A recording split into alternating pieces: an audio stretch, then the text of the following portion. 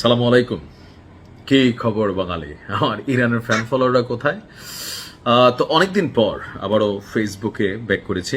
তো অনেকেই দুশ্চিন্তা করছিলেন যে ভাই কোনো সমস্যা হয়েছে কিনা। না, আলহামদুলিল্লাহ আমি ভালো আছি, সুস্থ আছি। তবে ব্যবসা বাণিজ্য বিভিন্ন কাজে আসলে সময়টা চলে যায়।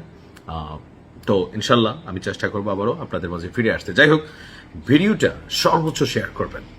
অনেকেরই প্রশ্ন, ভাই যুদ্ধের কোনো আপডেট নাই, যুদ্ধে কি হচ্ছে? যুদ্ধ অনেকগুলোই হয়ে গেছে। আসসালামু আলাইকুম, সবাই কেমন আছেন? আশা করি ভালো আছেন। আপনারা সবাই ভিডিওর শুরুতে ভিডিওর কিছু অংশবিশেষ দেখে বুঝতে পেরেছেন ভিডিওটা কতটা গুরুত্বপূর্ণ। তাই আর বেশি কথা না বাড়িয়ে চলুন আমরা মূল আলোচনায় চলে যাচ্ছি। তার আগে সবাইকে রিকোয়েস্ট করব, যারা আমাদের চ্যানেলে নতুন আছেন প্লিজ সবাই সাবস্ক্রাইব করে সাথে থাকুন। চলুন ভিডিওটা দেখি। সালামু আলাইকুম। কি খবর বাঙালি? আমার ইরানের ফ্যান ফলোয়াররা কোথায়? তো অনেকদিন পর আবারও ফেসবুকে ব্যাক করেছি। তো অনেকেই দুশ্চিন্তা করছিলেন যে ভাই কোনো সমস্যা হয়েছে কিনা। না, আলহামদুলিল্লাহ আমি ভালো আছি, সুস্থ আছি। তবে ব্যবসা বাণিজ্য বিভিন্ন কাজে আসলে সময়টা চলে যায়। তো ইনশাল্লাহ আমি চেষ্টা করবো আবারও আপনাদের মাঝে ফিরে আসতে। যাই হোক, ভিডিওটা সর্বোচ্চ শেয়ার করবেন। অনেকেরই প্রশ্ন, ভাই যুদ্ধের কোনো আপডেট নাই, যুদ্ধে কি হচ্ছে? যুদ্ধ অনেকগুলোই হয়ে গেছে। তো প্রায় 10-11 দিন পরে আমি যখন হাজির হয়েছি, চেষ্টা করেছি একটা সুসংবাদ নিয়ে আপনাদের সামনে আসার জন্য। তো সুসংবাদ হচ্ছে, গেল এই 11 দিনে ইরানকে সাইজ করার জন্য মার্কিন যুক্তরাষ্ট্র একটা বিকল্প পলিসি নিয়েছিল, অবরোধ। যদি অবরোধ সম্পর্কে বুঝাইতে চাই আপনাকে, আগের দিনে যে রাজা বাদশাদের যুদ্ধ হইতো না, এটা একটু আপনার আইডিয়া থাকতে হবে।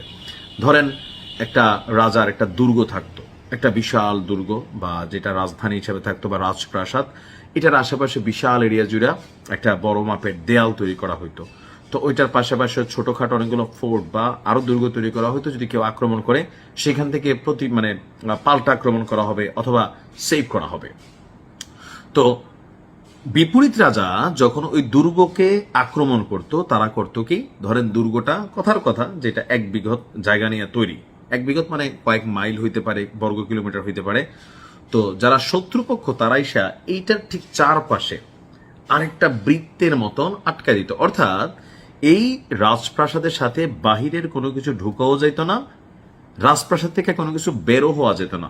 অর্থাৎ রাজপ্রাসাদে যা আছে তা নিয়ে রাজাকে লড়াই করতে হইতো। আর এই ধরনের স্ট্রাইক বা অবরোধ যুদ্ধে জয় নিয়ে আসতো কার? শত্রুপক্ষের।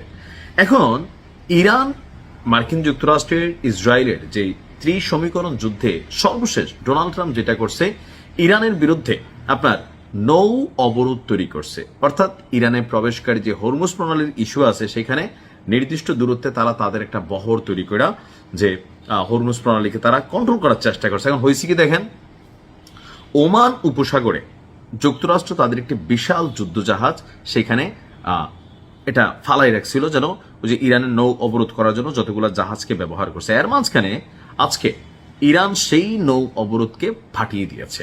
অর্থাৎ মার্কিন যুক্তরাষ্ট্রের যে শক্তিশালী সামরিক যুদ্ধ জাহাজটি ছিল, সেটিতে ব্যাপক ড্রোন হামলা চালিয়েছে ইরান, আর এতে সেই জাহাজটি ব্যাপক ক্ষতিগ্রস্ত হয়েছে।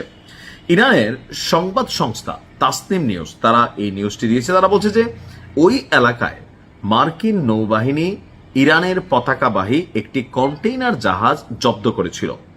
অর্থাৎ আমেরিকা করছে কি, ইরান তো সারা বিশ্বে তেল সাপ্লাই দেয়, বিভিন্ন প্রোডাক্ট তাদের দেশে ঢুকতেছে। তো ইরানকে সাইজ করার জন্য ইরানের ওই সমুদ্র সীমায় এসে তারা ইরানে অনুপ্রবেশকারী জাহাজকে একটা আটকায় ফেলছিল। এইটার প্রতিক্রিয়াতেই এই ব্যাপক ড্রোন হামলার ঘটনা ঘটে। ইরানি জাহাজ আটকের ঘটনায় ক্ষুব্ধ প্রতিক্রিয়া জানিয়ে ইরান বলছে, মার্কিন নৌবাহিনীর এই পদক্ষেপটি একটি সশস্ত্র জলদস্যুতা এবং এটি যুদ্ধবিরতির একটি সরাসরি লঙ্ঘন। সো ইরান এটা নিয়ে চুপ থাকবে না। এই ঘটনার পাল্টা জবাব দেওয়ার জন্যই তারা এই ড্রোন হামলা চালায়। এখন এই খবরটা কোথায় কোথায় আসছে? আন্তর্জাতিক গণমাধ্যম বিবিসি থেকে শুরু করে বেশ কয়েকটা জায়গায়। তো অনেকেই প্রশ্ন করছেন এই যুদ্ধের আসলে ভবিষ্যৎ কি বা এটাতে ক্ষয়ক্ষতির পরিমাণ কি। ইরানের হিউজ ক্ষতি হয়েছে, বাট পাশাপাশি মার্কিন যুক্তরাষ্ট্রের ইমেজ নষ্ট হয়ে গেছে। কথায় আছে না, বাংলাদেশে একটা কথা আছে, আমরা ছোটবেলায় পড়ছি, যদি তুমি স্বাস্থ্য হারাও, হ্যাঁ, তাহলে তুমি স্বাস্থ্য ফিরে পাবা। যদি তুমি টাকা পয়সা হারাও, সেটা অর্জন করতে পারবা, কিন্তু যদি তুমি ইমেজ বা তোমার সম্মান হারাই ফেলো, এটা ফেরত পাওয়া কষ্টকর। কারণ মার্কিন যুক্তরাষ্ট্র বিশ্বজুড়ে যে সম্মান, পাওয়ার, সুপার পাওয়ার বা ব্লা ব্লা ব্লা যেগুলো ছিল, সেই খেতাব থেকে অনেক ধাপ পিছাই গেছে। যে ইরান সম্পর্কে যাদের একটা ধারণা ছিল, আরে ইরান মনে হয় এরকম কিছু না, কিন্তু আজকের দিনে এসে ইরানকে কাউন্ট করতে হচ্ছে, এমনকি মার্কিন যুক্তরাষ্ট্রকে নিয়ে সবাই ট্রলিং করছে। তো ইরানকে আল্লাহ ফতেহ দান করুক, ইনশাল্লাহ বিজয় আসবে। সালাম আলাইকুম। পবিত্র কোরআনে একটা কথা আছে, তোমরা যখন দুইজন বসে পরিকল্পনা করো, সেখানে আরেকজন উপস্থিত থাকে, মানে অদৃশ্য শক্তি, যিনি হচ্ছেন স্বয়ং আল্লাহ রাব্বুল আলামিন। অর্থাৎ তিনি পৃথিবীর সবকিছুই শোনেন।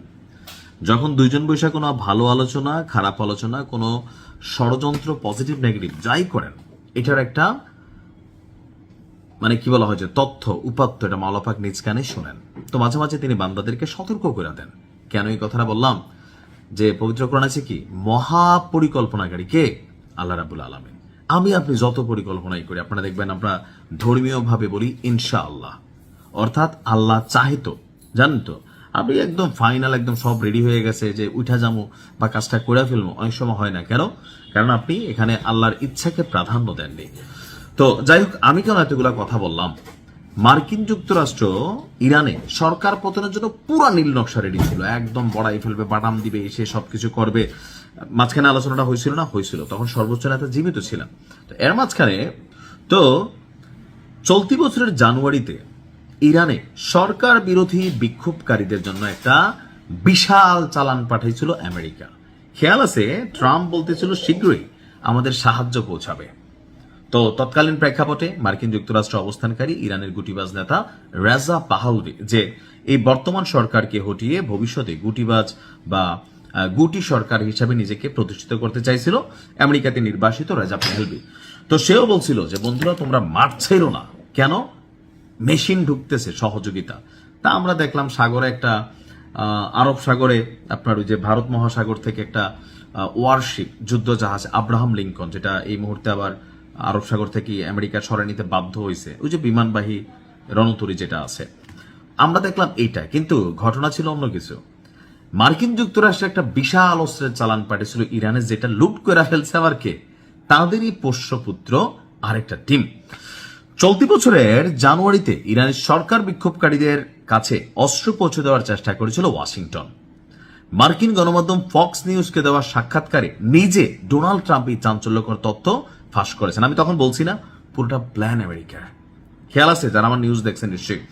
ট্রাম্প বলছে যুক্তরাষ্ট্র কুর্দিদের মাধ্যমে ইরানি বিক্ষোভকারীদের কাছে অস্ত্র পাঠানোর উদ্যোগ নিয়েছিল, এমনকি পাঠিয়েছিল। তবে অস্ত্রগুলো শেষ পর্যন্ত বিক্ষোভকারীদের হাতে পৌঁছাতে পারেনি। কেন? আমরা কুর্দিদের মাধ্যমে একটা বড়সড় চালান পাঠিয়েছিলাম, তবে তারা নিজেরাই সেই অস্ত্রকে আপনার লুট করে ফেলেছে। অর্থাৎ বিক্ষোভকারীদের সহায়তা করার জন্য পাঠানো মার্কিন অস্ত্র মাঝপথে যারা রক্ষক তারাই ভক্ষক হইয়া খায়া ফেলছে। অর্থাৎ এইখানে আমি কুর্দিদেরকে একটা ধন্যবাদ দেই। কুর্দি যে গোষ্ঠীটা, এটা একটা ঐতিহাসিক গোষ্ঠী, ওটা নিয়ে একদিন আলোচনা করব। তবে তুরস্ক, ইরাক, তারপর হচ্ছে আফগানিস্তান, ইরান, এই অঞ্চলগুলো জুড়ে পাকিস্তানেও কুর্দিদের বেশ কয়েকটা জাতি উপজাতি আছে। তো এদের মধ্যে ম্যাক্সিমাম টাইমই এরা পশ্চিমাদের এজেন্ট হয়ে কাজ করে, যাদের বিরুদ্ধে রাষ্ট্র শক্তিশালী ব্যবস্থা নেওয়ার চেষ্টা করে ওই রাষ্ট্রগুলো, বা অনেকে এখান থেকে নির্বাসিত। তো ইরানে মার্কিন যুক্তরাষ্ট্র যাদেরকে মনে করছে যে এরা ইরান বিরোধী, কিন্তু এরা আসলে ইরানের পক্ষেই ছিল, কিন্তু পাবলিকলি বা ইন্টারন্যাশনালি বুঝাইছে যে আমরা এই সরকার চাই না, ভাই ফালাই দেবো সরকারটা। তো আমেরিকাতে দেখছে আরে ভালো তো এদের কাছে মেশিন পাঠালে কি হবে? এরা মেশিন নিয়ে ভিতরে পৌঁছাবে। কিন্তু যাদেরকে আমেরিকা বিশ্বাস করছে সেই কুর্দি গোষ্ঠী নিজেরাই মার্কিন যুক্তরাষ্ট্র থেকে মেশিনারিজ গুলা নিয়ে রাইখা দিছে, আর এগুলা এখন মার্কিন সেনাদের বিরুদ্ধে ব্যবহার করছে। মানে আমার কাছে আশ্চর্য লাগছে যে আমরা যতই পরিকল্পনাকারী, মাস্টার প্ল্যান তো মাওলা পাক কাঁটা দিয়ে কাঁটা তোলাইছে। মাশাআল্লাহ এবং আলহামদুলিল্লাহ বললাম। তো ভালো থাকুন। আসসালামু আলাইকুম।